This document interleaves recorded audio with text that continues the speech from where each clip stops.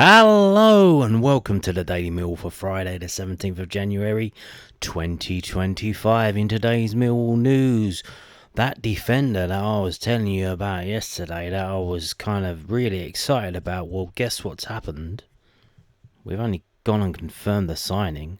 There you go, looking very fierce with his dark brown eyes. Obviously very French, so very suave. So I imagine the ladies down at Millwall will love this look. I bet they will. So Millwall announced Tristan Crama signing. Millwall Football Club is delighted to announce the signing of Tristan Crama.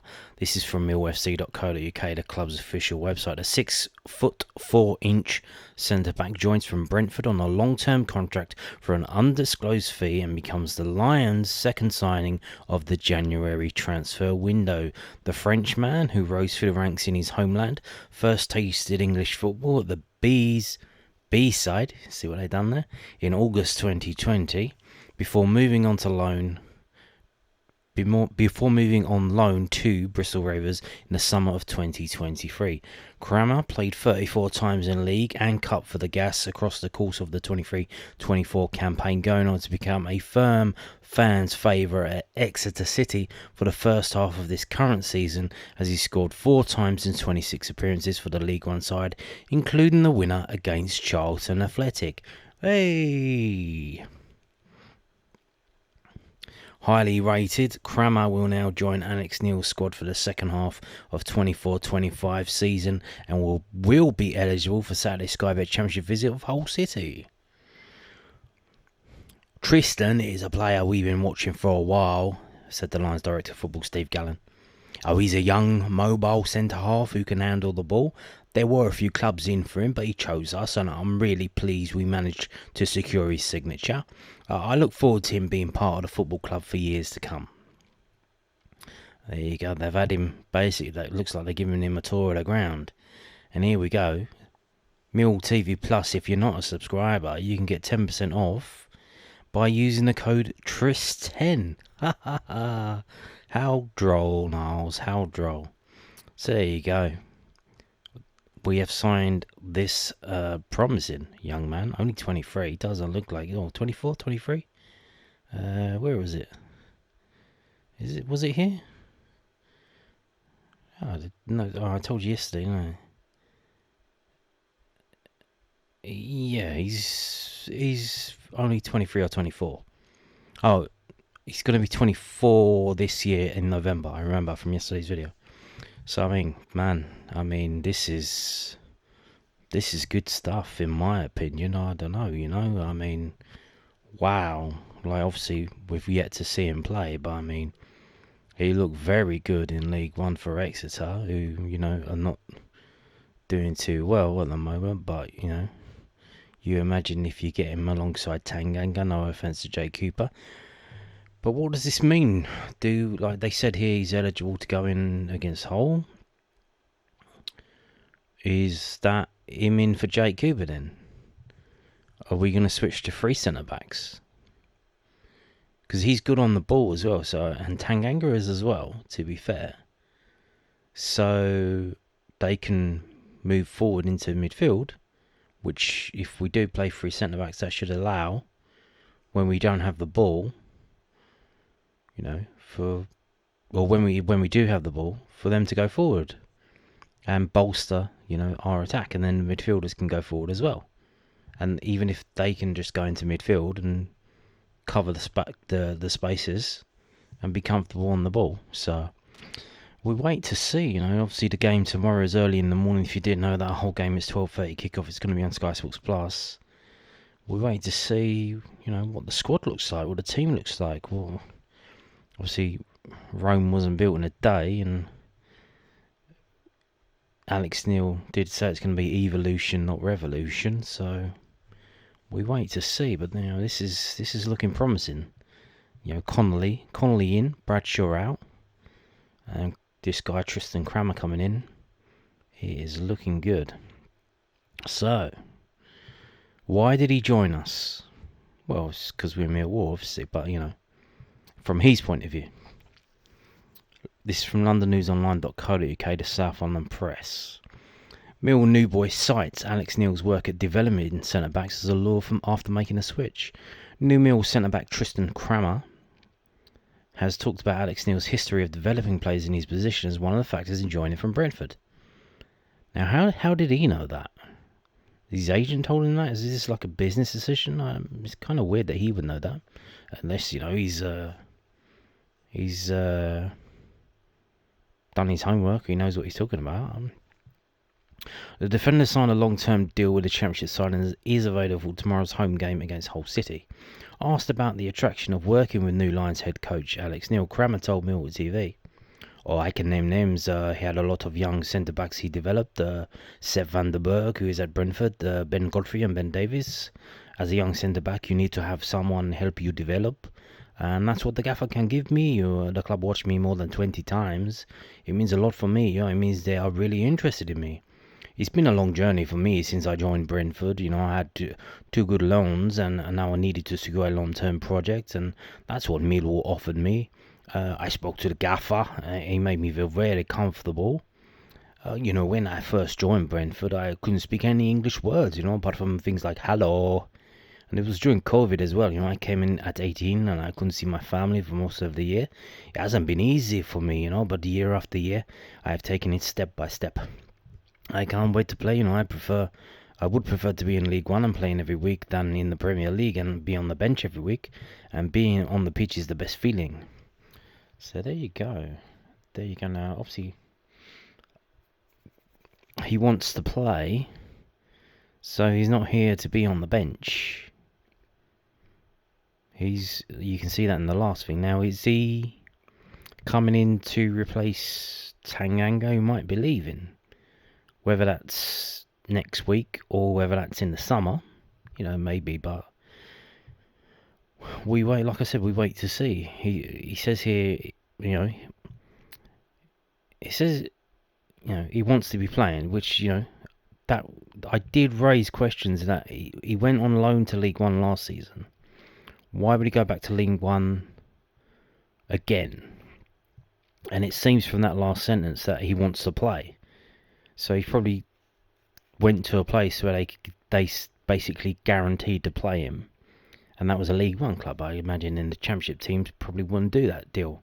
They wouldn't say, well, no, we don't really know if we can guarantee to play you because we haven't seen you at this level, really. So they're not going to do that deal because this is a tough league, You can't do deals like that, otherwise it could leave you in a perilous position in the league.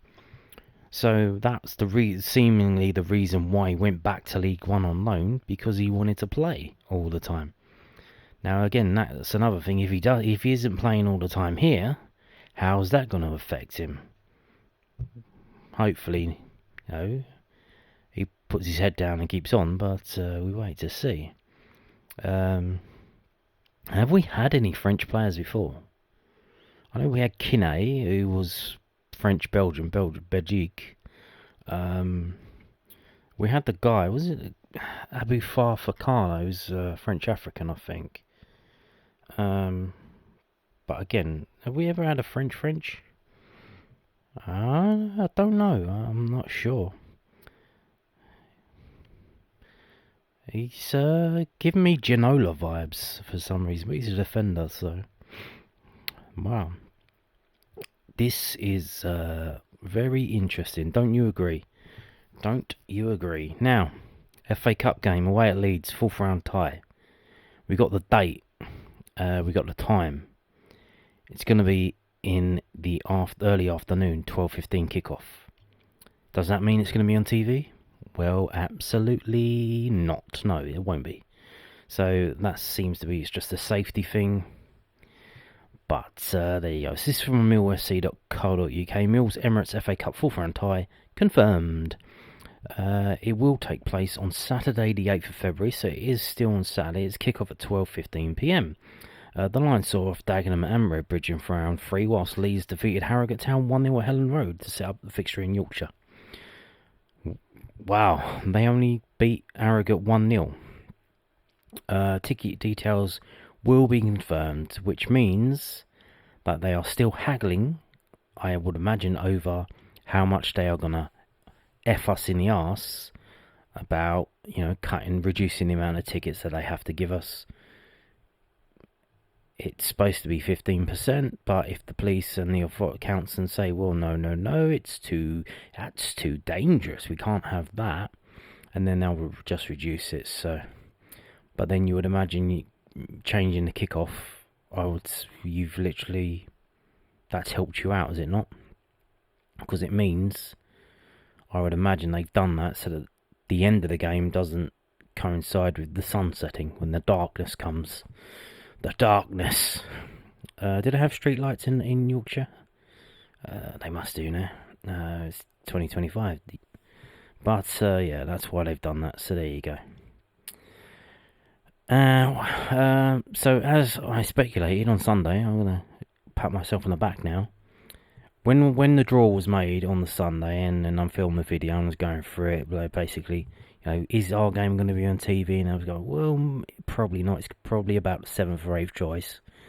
And basically, the games that I said would be on TV are on TV, literally. We've got Man United versus Leicester. That's the first game. It's Friday night. They're always on. This is going back to the legacy of Alex Ferguson, where he built them up, and they were a massive team around the world that they became. After that, treble victory in the Champions League comeback and stuff. They're literally, because of the viewing figures are insane. I might bring them up in have a look at them, because obviously our game was on ITV1, and that might be a thing as well. What were the viewing figures for Millwall versus Dagenham and Redbridge? Was it any good for ITV? If it wasn't, that might be affected why our game isn't on TV now. I don't know if it's available yet. I think it takes a week, so might have to come back next Monday. Leyton Orient versus Man City. I did say that was Leyton Orient or Derby, because that was the game that was postponed. If that was Leyton Orient that won that game, then this would be on TV, and lo and behold, it is.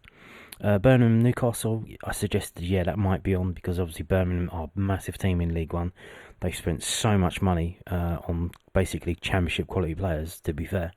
To try and win League One. It's not really working out. They're very they're being, they're having to compete. It's not as easy as they thought it would be, and they're at home to Newcastle. So that's on BBC One.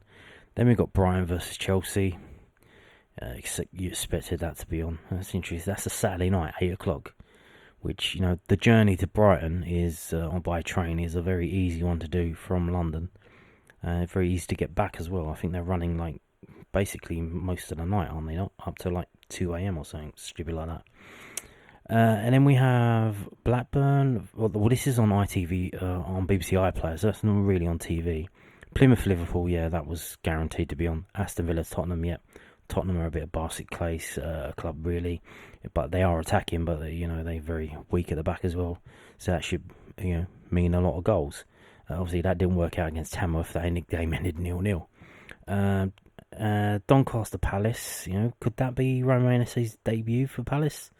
Away to are they League One, Doncaster at the moment, or are they in League Two?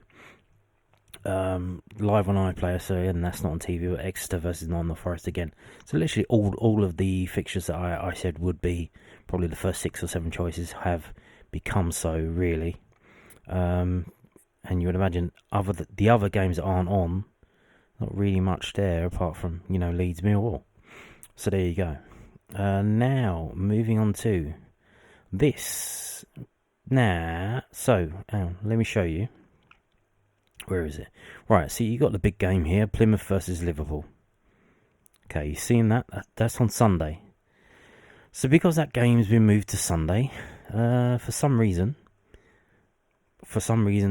I don't know why, Plymouth have moved the game. I guess Mill have agreed to Plymouth, because I imagine they would have to agree, or they would have to complain, and then the EFL would just have to pick a side. The game has been pushed back 24 hours, so we're doing them favours for a reason. I don't know why we're doing that. And it's apparently upset a few Millwall fans, because they were stupid enough to buy their train tickets. Because you figured, well, it's a league game. It's in midweek. Surely it's nothing's going to happen to this, no. It's not going to be moved for Sky, because that's all settled. They told us that. But now the club's agreeing to move games back 24 hours, and people have already bought train tickets because the earlier you buy them. And at the moment, there's some kind of sale. I keep getting ads for like 200 years of train travel. There's some kind of sale on. And so people even bought hotel rooms and stuff. And, they are now having to probably move that or just cancel it, which is very disrespectful to the fans. So, yeah. Millwall Skybet Championship trip to Plymouth Argyle has been moved to Wednesday the 12th of February from the 11th, kick-off 7:45pm. The Lions were meant to meet Argyle at home on Tuesday the 11th, but owing to Plymouth's Emirates FA Cup tie against Liverpool being selected for TV coverage on Sunday, the fixture has been moved back to 24 hours. Because they can't play, they're at home as well. They're at home. They're at home against Liverpool and they're at home against us. Why are you moving the game? They can't play Sunday, Tuesday. That's utter woke nonsense. Am I right? I don't answer that. Yeah. Ticket selling details for the trip will be confirmed on millfc.co.uk. Any further alterations to Mill's fixture list will be announced on this website. Which is nice, huh? Yeah. Again, this is basically, as far as I understand, Plymouth have had to ask Millwall if they can do this. And if Millwall objected, then it would be up to the league to decide. So I would imagine the Millwall have said, yeah, that's fine, fuck our fans who have already bought train tickets, and fuck our fans who already bought hotel rooms, Basically doing, is this the longest? Probably not the longest journey, because we've got Sunderland, so that's probably the longest journey, but yeah, one of them. And it's midweek, so, even better. The cherry on top. Fuck the fans. So people can watch Plymouth versus Liverpool on television. So there you go. Isn't that nice? Now, you may have noticed I haven't mentioned probably one of the biggest stories of Millwall season. Because it hasn't been confirmed yet. We had news of the medical today. Apparently there's a medical taking place today. But the announcement hasn't been made, and I would imagine that is due to the fact that we are living in a dystopian modern world, and they would need to film the videos. They need to film their pretty little videos to show to the pretty little fans on the pretty little social media to get their likes. Tick, tick, tick. Please like this video. Please like and share. Like and share the video. Please, please, please. It really helps with the algorithm. Yeah, they need to film the video. So obviously they probably did the medical, and by the time they come out, they had bad light, darling. I'm sorry, darling, we can't film the video now. I mean, it's really dark, we should come back tomorrow, early morning, get the good light, so we can film our Romain Esses revealing video for crystalpalacefc.com. Yeah. Hasn't happened, but we've got some stories about it. So Alex Neil reveals the latest on Millwall winger's potential move to Crystal Palace, a club named after a building that burnt down 100 years ago. Alex Neil was eager for the Romain Esses transfer saga to come to an end soon. Aren't we all, mate? Aren't we all? SA19 has been subject to interest from Crystal Palace, and news that then understands that the Eagles' move for the teenagers was picking up pace last Saturday. News that then understands that if the deal goes through, Millwall have agreed a significant sell-on clause, and SA would not return to the Den on loan. Neil left the winger out of Mill's matchday squad for the FA Cup third round tie with Dagenham and Redbridge last Monday to avoid putting the deal at risk, but suggested there has not been much progress since. We want it done for the lad, as much as anything else. It's been in limbo, so it's not a good situation for anyone. Because if it's not going to get completed, then I would be delighted for him to stay. And I'm not sure everybody else at the club would be, but it's going to happen.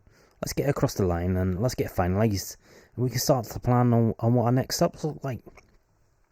When asked if the deal would come to a conclusion soon, Neil said, it's been coming to a conclusion now for, 5 days, and I'm not in control of things. Some of these deals, you've got so many different facets, and you've got the player and you've got the agent obviously trying to get the best deal. You've got the club trying to get the best deal. You've got Crystal Palace trying to get a better deal. So there's so many moving parts in it, but, I'm sure it'll be concluded one way or the other pretty soon. So there you go. I'm not. It is what it is. We knew this was going to happen, even now or in the summer.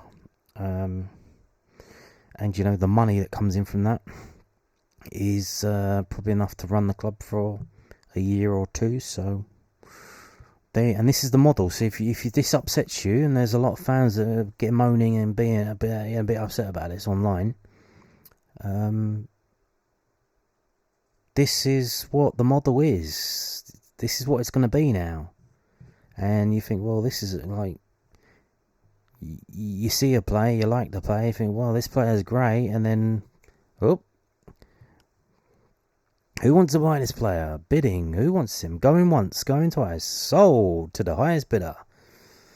So you're going to fall in love with these players. You're going to love watching them play football. You're going to think they're absolutely fantastic. Maybe Tristan Crama's the next one. He's going to come in. He's going to be absolutely amazing. And you're going to think, wow, this French man, he's so good looking. He's so beautiful when he can play football. And you go, oh no. Southampton has just signed him. Oh no, for 15 million. Oh no. Oh, on to the next one, I guess. So there you go, that's the model. So it is what it is. If you don't like it, F off the chart and be a loser all your life. Now, moving on to this again. Alex Neil, clearly understanding the situation ahead of himself. The creative spark of the club is about to be sold. So what's that going to do to the team? Well, we'll find out. Southwarknews.co.uk, Mill head coach looking for attacking reinforcements as Romain Esses undergoes Crystal Palace medical. Romain Esses will undergo a medical at Crystal Palace today, with the deal potentially finalised this evening. That hasn't been announced yet. Like I said, they got to film their silly little videos, and they'll probably put it out tomorrow when they lose to West Ham to try and distract everyone from that. The Eagles' interest in the 19-year-old has intensified over the past week and a half, with Palace moving quickly to potentially avoid missing out on his signature in the summer. Several other Premier League clubs were interested, apparently. Esses will net Millwall £14.5 million, a club record fee. Newsden understands that the Lions have negotiated a significant sell-on clause. Wow! The Mill Academy graduate will not be loaned back and will join Palace's squad immediately. Mill boss Alex Neil is keen to get a replacement in for Esses this month. Well, good luck with that. I mean, how do you replace someone that good? Well, I think we'll certainly be looking to replace Romain, Neil said yesterday. I think we spoke about Aaron Connolly being a replacement for Bradshaw, which I think is a fair comment, but we certainly need to replace Romain. Unfortunately, we're not going to be able to replace a like for like naturally, hence, the reason why we're moving Romain potentially to the Premier League for a lot of money, but we'll do our very best to try and find the best fit and the best quality that we can find and try and bring them. The Lions made Aaron Connolly their first signing of the January transfer window yesterday, with the Irish striker replacing the departing Tom Bradshaw. When asked how the transfer window is going, Neil said, well, from our perspective, everything's been organised. I think the difficulty you're going to have is the remaining 2 weeks. I've been in this situation so many times over the years. January throws up so many different dilemmas that weren't a possibility when the window started. Whether that's players potentially moving on or players potentially moving in. So it's a moving landscape. So the hands I gave you today will be very different tomorrow, and certainly different once you get closer, because the frustrating thing is with the January window, and everybody leaves it to the last 2 days, and then everybody's scrambling to try and sign, try to sell, and try and do all their business. And so for any manager, that you speak to, you'd want to try and get your business done early, and it's never ever the case at any club that I've ever been at. I don't think it'll ever be the case, because that's just the way January is. Wow, that was rough, wasn't it? I started off in Scotland, went over to Ireland, and then back up to Northern Ireland. But yeah, it is what it is. He understands, Romain Esses going, you need to replace Romain Esses. I mean, it's like, oof, wow. Now, I think he's understanding that you're probably not going to be able to get that in one player, and you're going to have to get bits and pieces from different players to fill the role. But we'll see how that goes. Maybe with the formation change, You know, maybe we don't play with a 10. Maybe we go 3-5-2. Maybe, you know, if we ain't got a decent 10, why play a 10? Why indeed? Now, we're going to finish with this. I think the South London Press were holding this off till the Friday, obviously, when they publish. Or maybe they just forgot about it and think, oh, someone should do that. Because obviously it's an FA Cup game. So it probably went under the radar. But they got their talking points, which I like. So I'm going to bring them to you. Talking points from Millwall's FA Cup win over Dagenham and Redbridge. Lions book Leeds tie as academy goal scorer writes his first chapter. Mill eventually showed their superiority to beat Dagenham and Redbridge 3-0 and book an FA Cup fourth round date with Leeds United. Mihailo Ivanović's unique grounded header broke the deadlock on the half-hour mark before second-half goals from Casper Denor and debutant Rahis Bangora Williams put the game to bed. Here are Daniel Marsh's talking points from the match. Goals. Goals have been hard to come by for Mill this season, so a return of 5 goals from the last 2 games has been most welcome. Alex Neil wasn't getting away post-match, though, and he's right in the sense that given Dagenham and Redbridge are a National League outfit, but those goals on the night will still boost confidence, especially in the players who scored them. The onus is on Neil to get Mill motoring in front of the goal in the Championship, and there will be far sterner tests ahead, and I think one of them will be tomorrow against Hull, personally. But the fact he's overseen successive games where the Lions have scored twice after such a long run without doing so can only be seen as a positive. Essay off. The big talking point ahead of Monday's night's match was Romain Esses. On paper, our paper had previously reported that the Lions Academy graduate 19 was a long-term target for Crystal Palace, who were keen on bringing Esses to Selhurst Park in January.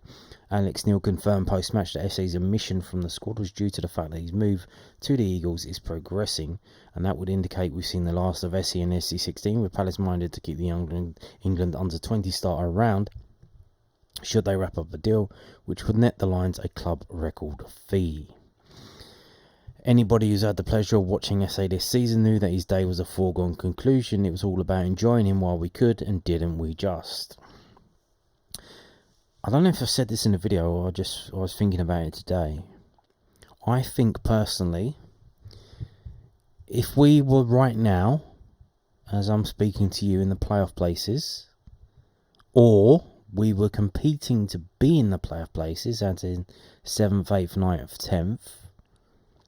If that was the case, I think Esses would have stayed until the end of the season. I think pretty much our season is done, apart from a potential relegation fight, which I think is probably now a diminished possibility personally, but it's still a possibility. You know, we are in the bottom half at the top. There is a gap between the bottom half and the top in terms of points. There's certainly a large gap between us in 14th place right now and the playoff places. If that gap wasn't there, Romain Esses, I believe, would stay until the end of the season to try and get Millwall promoted, either via the playoffs or in the top 2. But seeing as we're not, and the only thing we've got look forward to is staying up, getting to that 50-point mark and staying up, it's decided, you know, the season's done. We're not doing anything this season, so I might as well go in January, and I think that's what's the case, sadly. So another thing, as you're bringing these players through and they're doing well, they obviously have ambition, short-term ambition and long-term ambition. And it's up to the club to, you know, to feed that need, to feed that ambition, to be performing well enough on the pitch to be competing at the top end of the table, so that the players think, oh, you know, I want to play in the Premier League. It might happen here. I might get promoted here at Millwall. I don't have to leave.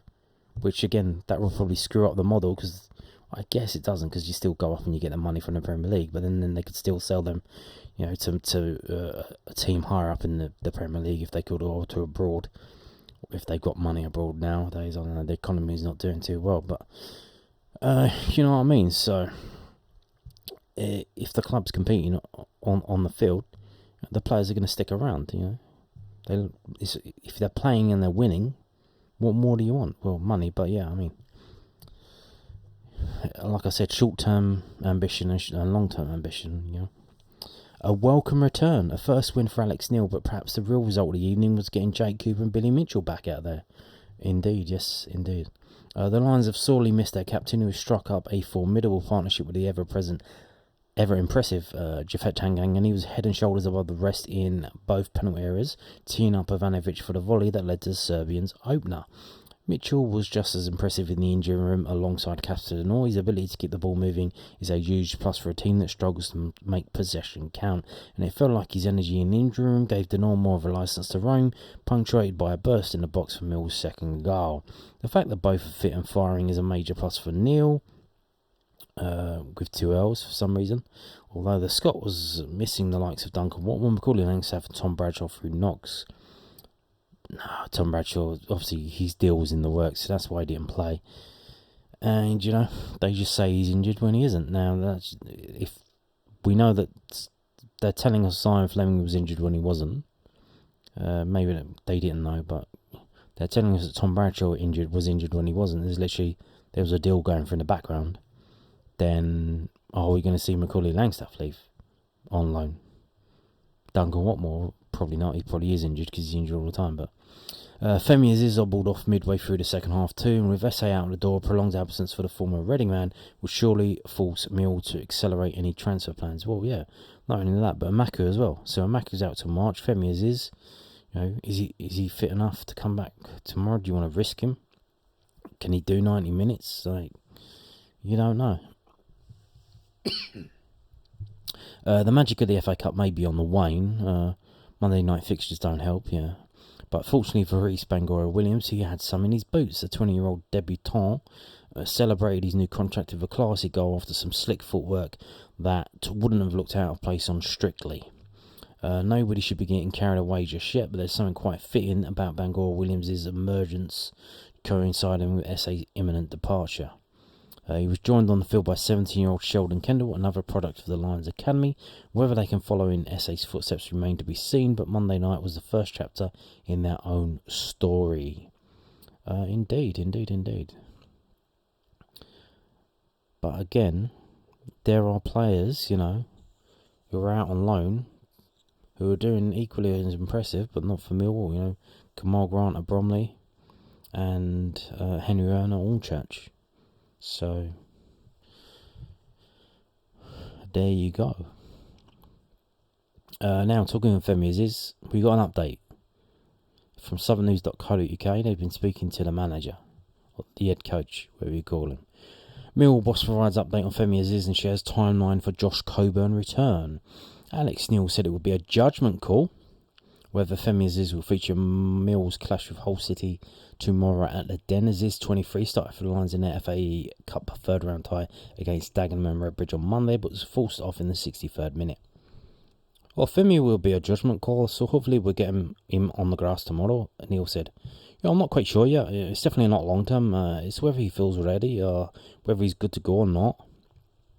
Aziz's absence restricts Neil's attacking options even further. He will already be without Adomi Amaku and Josh Coburn, both of whom are injured.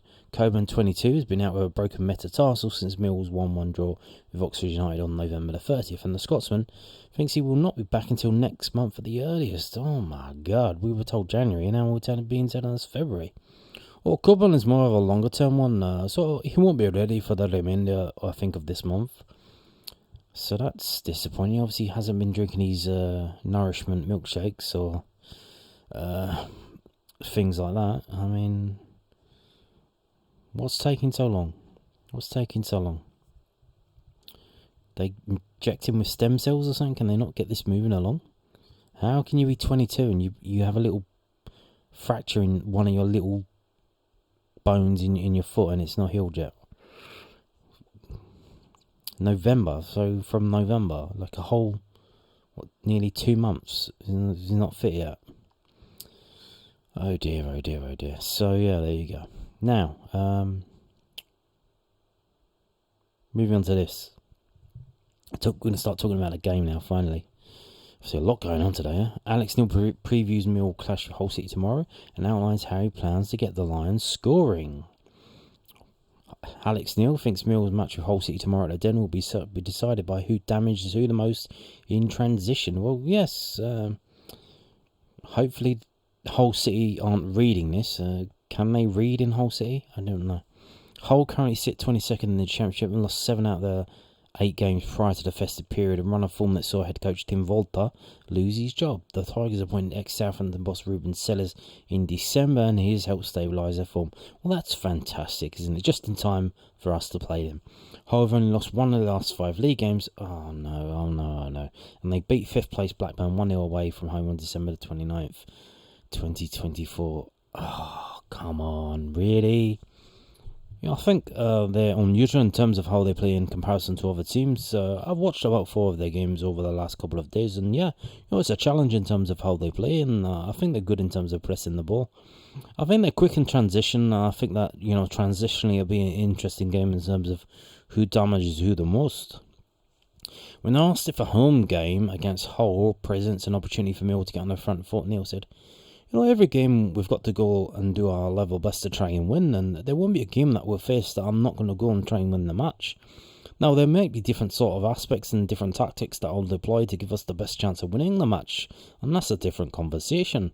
But we never go anywhere to basically just not try and lose, and we want to try and win them. We'll try and carry a threat, and there will be games where we'll go more offensive in terms of committing numbers forward, and naturally that leaves you a little bit more exposed at the back. It always will.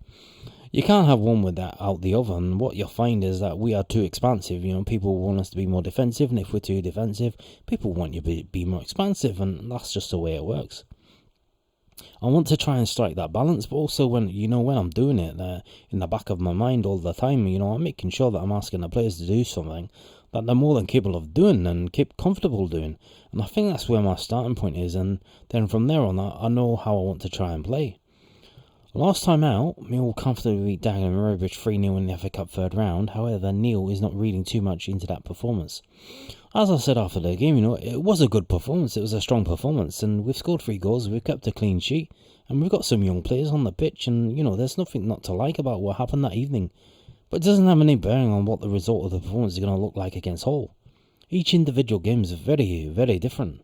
We're hoping we can put a really strong performance in, but, more importantly, we hope we can go and try and win the next game, and if we can win the next game, it builds confidence, it builds belief, but we know that Hull is going to be a difficult opponent, and it's going to be a tough match for us, but, we'll be confident that we can go and try and perform well and try and win. Millwall's win against the Daggers marked only the second time the Lions have scored more than 1 goal in a game in the past 19 games, and Neil is keen to change that record. I think we need to try and make sure we get the ball in the final third area as often as we can, but, we need to get it there with quality, and we need to get it in strong positions, not by basically kicking it up there and hoping it sort of stays up there, if you like. We need to try and work the ball up there, and that can be done in a variety of different ways. You can go more direct and land on second balls and play the ball wide and flood the box, and you can try and work some patterns, and, whether it be through the middle or through the sides and get into the final third areas. But the way that you score goals is trying to create overloads in crucial areas of the pitch, get numbers in the box, get good quality coming into the box, and, you're making sure that when you're attacking and that when it does come out, that we can land on second balls and we can recycle and we can sustain the pressure. So all of those bits are vitally important, and then more importantly, when that chance does present itself, can you put in the net? Because ultimately you can create as many chances as you like. If you don't have that sort of ruthless and cutting edge, then it proves to be difficult to score. Which I think we saw in that game with Ivanovic crawling on his hands and knees and heading the ball on the floor. Playing more expansive football can come at the cost of defensive stability, as Millwall learned the hard way. Former boss Neil Harris introduced a more attacking style at the start of the season. We saw the Lions concede 7 goals in the first 2 league games. Well, some of that was down to the new keeper, but he's got better since then. Alex Neil is determined to find the right balance. The difficulty you've got is one comes out a consequence of the other, doesn't it? So that's the balance that I need to strike, retaining the solidity, but probably loosening it up a little bit, because if we don't loosen it up, we're not going to score more goals. So it's really as simple as that, and we need to try and make sure we strike that balance. And that's going to be the crucial part. How many players do we need to make sure we're defensively solid? How many players do we need to commit forward to make sure we can carry a threat and try and get that balance? What happens is fans appreciate the goals providing you win. If you don't win, it doesn't matter. So football's really quite straightforward in my view. My job is to create chances, but also to try and keep us as defensively solid as I can. But, ultimately, if we miss opportunities and they score and we lose, Nobody cares. Exactly. Everyone loves a good game if you win it. I guess. Now, moving on to this Mill message board, which is a bit poignant today, because obviously the game against Hull kicking off at 12:30 p.m. is the memorial match, in which they will show, on the screen, the names of people who've been submitted that have died in the last year. So, and we have one here in remembrance of our dad, Lindsay Burke, who passed away suddenly on the 9th of December 2024. A proud fan of 40 plus years in Selby, sorely missed by all. Love from Leaf and Robbie. Come on, you Lions. There you go. And that was at Wembley. That would have been the playoff final then, I guess. A huge happy 50th birthday to Tony Bates. Enjoy your day at the den with the family. And wishing Mill's number one fan, Adam Amutit, a very happy 30th birthday. Come on, you Lions. Lots of love, Eleanor. And Jamie Wall. God bless you, Jamie. Always my brother and best friend. Love always, Anthony, Lily May, Alfie, and Dad. There you go. And rest in peace, Thomas Beasley, a Mill supporter for over 70 years, who sadly passed away at the end of last year. 70 years. Wow. So there you go, rest in peace. And if you want to share some news with fellow Mill fans, you can feature on future message boards. Just get in contact at slo@millfc.co.uk. So now let's move on to this from 11v11.com. It is the historical record of games, and I've sorted it so it's Mill versus Hull City going down. As you can see, first game, that would have been at the Den in 1928, 15th of September, 0-0. The game after that was also 0-0, so that would have been exciting. So I think the 1927-1928 season was a season like no other. You find a lot of goal scoring records in that season, because I believe they changed the offside rules.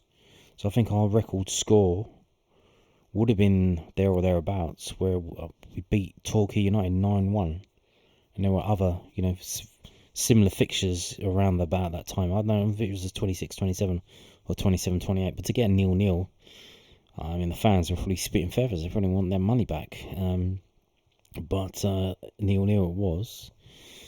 And then there was a gap between playing them from 1934 to 1962. I would suggest that's probably because Hull were probably down in the bottom divisions, I would imagine.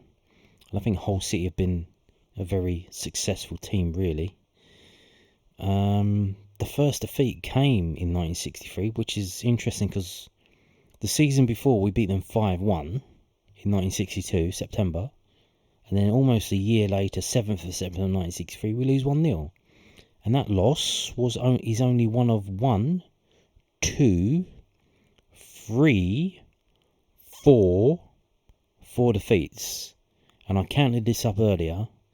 We've played Hull City 36 times at home.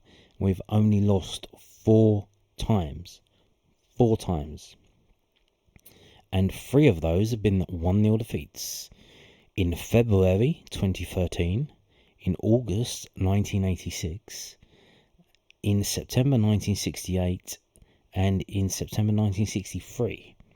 So if you've been to all of those games, you are very old, but you've seen all of the games that we've lost at home to Hull. Now, if you have only gone to all those games, you are very unlucky indeed. But yeah, more recently, if we look, the fixtures seem to be palindromic, sort of, in terms of if we take this game here, 2019, it's a 1-1 draw. The game before was a 2-1 win to us. The game after that was a 2-1 win to us. And then, if you go 2 games further forward and 2 games further back, it's a 2-2 draw and a 0-0 draw. And here, it's a 0-0 draw and a 2-2 draw, so the same but reversed. But unfortunately, if you go back once more, what game have we got here? We've got a 1-0 defeat. So, projecting that in the future, if this pattern remains the same, we're going to have another 1-0 defeat tomorrow. maybe for reasons which we'll get into in a minute. But really, this is a game that we win. Historically, we win. We had a massive run of wins here. 1970, 71, 72, 72 again, 73, 75, 77. Wins in a row.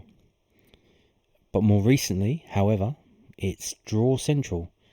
1, 2, 3, 4, 5 draws in the last 7 games. And then 1 defeat. So, obviously, because back in the 60s and 70s, Hull they were coming up Division 3, Division 4. Now, they've been in the Premier League, and they've come down, and they're in the Championship now. So they are a better team than they were back then. But, they haven't had enough to beat us. Only the one in 2013. But, what does that mean? I don't know. What does it mean? So, if we look at this, last 6 games, interestingly, 2 red cards for Hull. Obviously, I think the last one was that Estupiñán. I can't believe that was in 2022. That was 2 years ago? 3 years ago? I don't believe it. But you can see here, so last 6 games, we've won 2, we've drawn 4, we haven't lost 1. Again, 9 goals for us, 7 for them, 8 yellow cards, and 14 for them. So they seem to be quite a dirty team. Or very unlucky when they come to Millwall, and probably the crowd are up for it, and they get in the referee, and the referee, gives it the way of Millwall. Now, let's have a look at this, the table. This is where we are right now. We're 14th. Now, let me just show you this, actually. I'll show you this. Like I was talking about earlier, the gap. So just to go up one place, 2-point gap.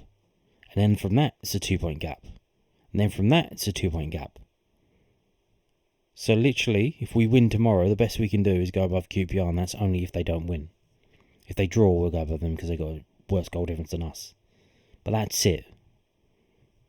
That's all we can do with a win. 1 win. We need to string wins together. We need to go on an insane winning run to get anywhere near here, which is part of the reason why I think, Romain Esses has decided to bail out in January and not stick around to the summer. So, yeah, we are literally fighting to be the best of the rest. Because if we lose tomorrow, which, look where Hull are, they're fighting for their lives. And what did we know about Millwall's recent games against teams in relegation places? Not too good, is it? Not too good. We do well against the top teams, and we don't do well against the bottom teams. So, that could be a problem. Because if you see here, they won 5 games. All season, they've only won 5 games. Look at this here. The last 6 games, 2 of them wins have been in the last 6 games. And that was a 2-1 win at home against Swansea and a 1-0 away win at Blackburn. And they drew 3-3 at home against Leeds. They ain't what they were. They've been improved with a change of manager, as we know, because that's seemingly what's happening to us right now, and certainly happened to Oxford. Gary Rowett, look what he's done there. So Hull ain't the Hull that are in 22nd place. They've hit the reset button, and they're better than what they were. So you need to be careful with that. Certainly. So I don't know how much, we can take from looking at this league table, really. We would probably want to look at this one, the form table. And as you can see, they're in 14th in the form table. They got 7 points from last 6 games. We've got 5 points from the last 6 games. They've won 2, drawn 1, lost 3. We've won 1, drawn 2, lost 3. They scored 7 goals. We've only scored 4. They have conceded 8. If we go back, we will look at the home form and away, even though it's changed. So our home form, 6 wins, 2 draws, 5 defeats, only scoring 14 goals and conceding 10. So again, good defence, very good defence, solid defence, but can't score. Away, Oh dear, oh dear, oh dear. Hull are a good away team. And this is obviously going back before their guy turned up. They won their last away game, which is that Blackburn game. But in terms of away teams in the league, they're in 13th position. They've played 12, won 3, drawn 2, lost 7. Only scoring 11, conceding 18. So they've scored more away goals than us. And they've won 2 more away games than we have. And as you can see on our away form, we are draw specialists. So this is a tough game. Don't get it twisted, ladies and gentlemen. Or gentlemen, really. I mean, most of you men are watching me right now.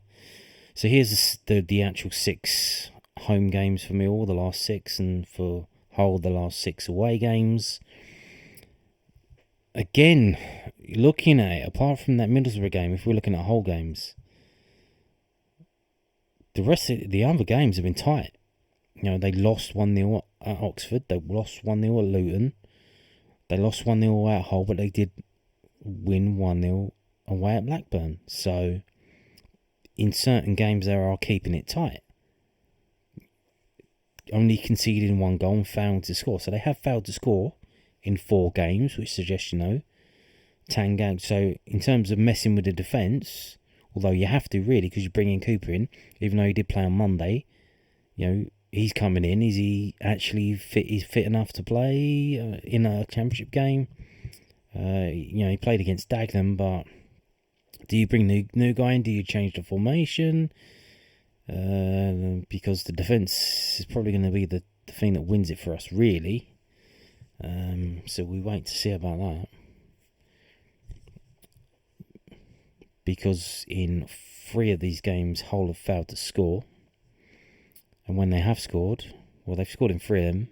They've only won once, though, to be fair. So again, can they stop us from scoring? They probably can, because, we ain't that good at scoring goals in the Championship. If we go over here, you can see we did score 3 against Dagenham and Redbridge, but we failed to score at Coventry, we failed to score at against Sheffield United, we failed to score against Oxford, and like them, we beat Blackburn 1-0. What does that say? Maybe it's going to be a draw.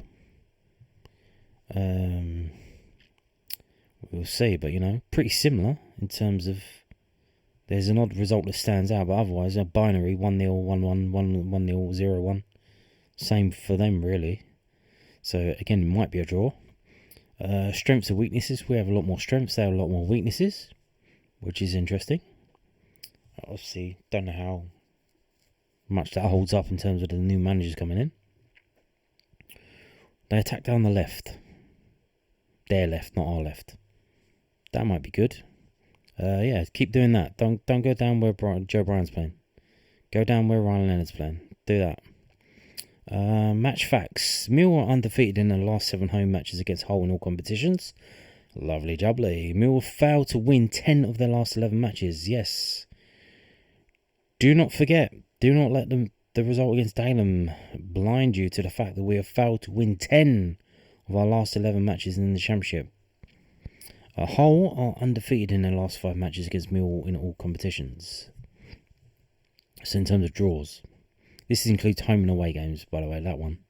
So at their place, Let's get into the prediction then. Coming up to an hour now, jeez. So from whoscored.com, their prediction. Wow, they've got a lot of injuries as well. Wow. What have we got? Where is it? Here we go. Millwall were ahead for just 2 minutes against Sheffield Wednesday 2 weeks ago as the two sides shared the spoils at Hillsborough. A comfortable 3-0 FA Cup win against Dagenham and Redbridge will give Alex Neil a confidence boost as his side looks to end a 4-match winless streak in the Championship. Abu Kamara, who, exactly, went from 0 to hero when he scored twice against league leaders Leeds to seal a 3-3 draw 2 weeks ago. But Hull couldn't carry that momentum forward and were knocked out of the FA Cup by League 2 side Doncaster. So that's a bit of a local derby there as well, so they probably would have been well up for that, Doncaster. The Tigers are 1 point adrift from safety heading into game week 26, and they say it's going to be Millwall 1, Hull 1. Yes, I can see where they've got that. Now, moving on to sportsmole.com, because we've been going an hour, because I've been waffling on, I'm going to skip it, I think, just down to the end, and we get the prediction.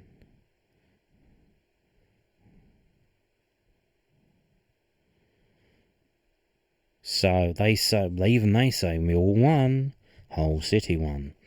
Millwall and Hull have drawn 3 of their last 5 head-to-head matches, including their previous 2 meetings at the Den, and we think that they could cancel one another out to play a familiar result in Saturday's league clash. Now, it is an early kickoff. And early kickoffs, they're a bit slow. Maybe it's going to be a 0-0. But 1-1. When did we have a 1-1? Obviously, we've drawn them quite a bit. 2019 was a 1-1. That was in August. 2006, 1980, 1977, 1967. So there's been a fair few 1-1s. There's been a fair few 0-0s as well. Obviously, the first two games, and then 2017 was a 0-0. 2022 was a 0-0. Quite a few 2-2s as well, really. Quite an odd fixture this. I'm going to say that it's going to be Millwall 0, Hull City 1. Yes, the Judas. For some reason, I don't know why, I think it's going to be 1-0 to Hull. Again, they've got a new manager. We've got a new manager, but they've got a new manager. They're in the relegation places. They're kicking off early, which there are other games in the Championship, but I'm not sure whether Cardiff, Portsmouth, etc. are when they're kicking off. And not only that, but look, they're on 23 points. We're on 30 points.